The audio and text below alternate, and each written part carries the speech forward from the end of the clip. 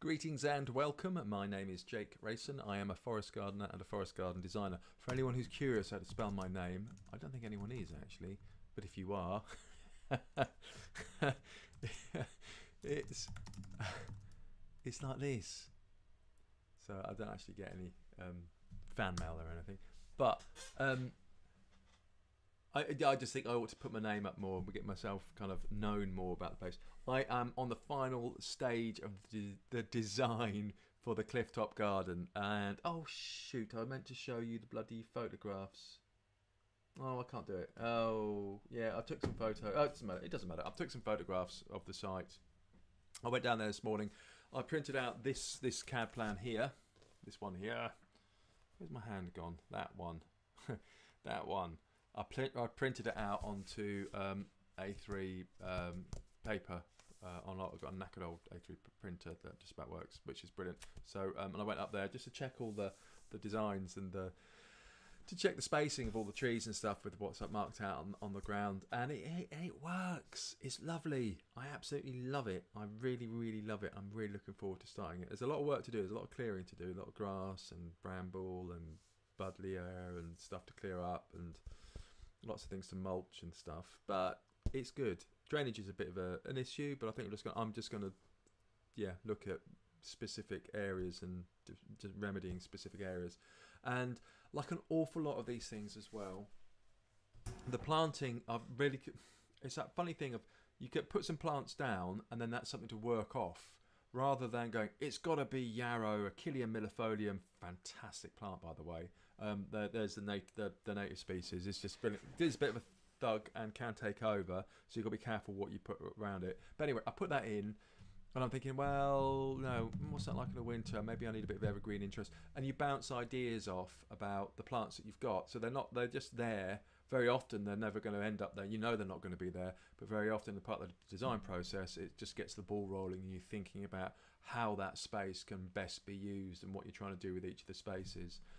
And yeah, I just really, really like the design. It's kind of wiggly path. This is this thing here, with a hedge, come back, with a hedge here, which is 1.5 meters high, and that blocks the view of the pergola from the house, but still allows the light to come in from the east, which the light comes in this way. So it's just, it's kind of tidy. It's very tidy. And then there's a rosemary bush. I've got to be careful of the drainage, as I said. And I need to get something slightly larger as an English lavender, and I'm not terribly sure which cultivar to use there. We'll have a look. I'll have a good look around and see what's what. But something kind of tall enough that it shields the tapestry lawn. So lemonade bush, yes, that's a Rus aromatica. But as for the English lavender there, I'm thinking, straggly. I don't know. So these are the kind of things that the fine tuning. This is all the kind of process. That you start out, you've got a plant list, and then when it comes to actually getting the plants, buying the plants, you have a double check and you have a look, go back to the space and have a look. So what I'm going to do now, I've got a couple of minor amendments to make on the plan, and then I've got to work out the species mix for the tapestry lawn. And then I am going to do, there's this bit down here is a kind of cliff face, so it's got some really nice lichen on it, on the kind of more rocky bits, and then there's some topsoil on the kind of still steeply sloped, about 45 degrees, and I'm going to be using erosion control roll, and I think this is generally used more for conservation and restoration than it is in the gardens. I haven't really kind of erosion? No, get it right. People are watching this. Erosion control. Try saying that after a couple of gin and tonics. And there's different types made of straw or hessian. No, not hessian. Straw or coir, the coconut matting. And so and then you can have it pre-seeded or not. I'm not having it pre-seeded. Actually, that might be an idea to look into. It might be a cheaper way of doing it. And for 30 square meters, I think it's about 40 square meters. I've got a quote for £200, £211 plus delivery, including delivery.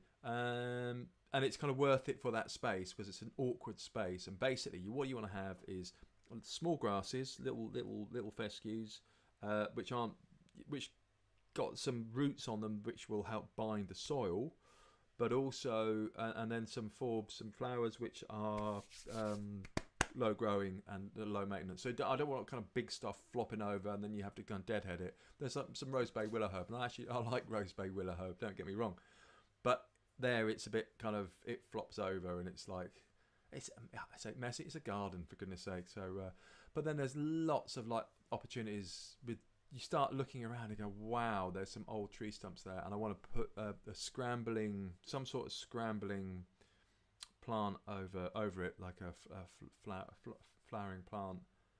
But I'll have a think. There's lots of different ideas, kind of shapes and things to do.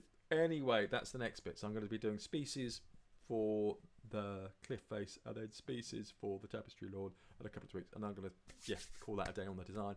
And then the next stage is to order the plants in and get the plants in, which would be fab.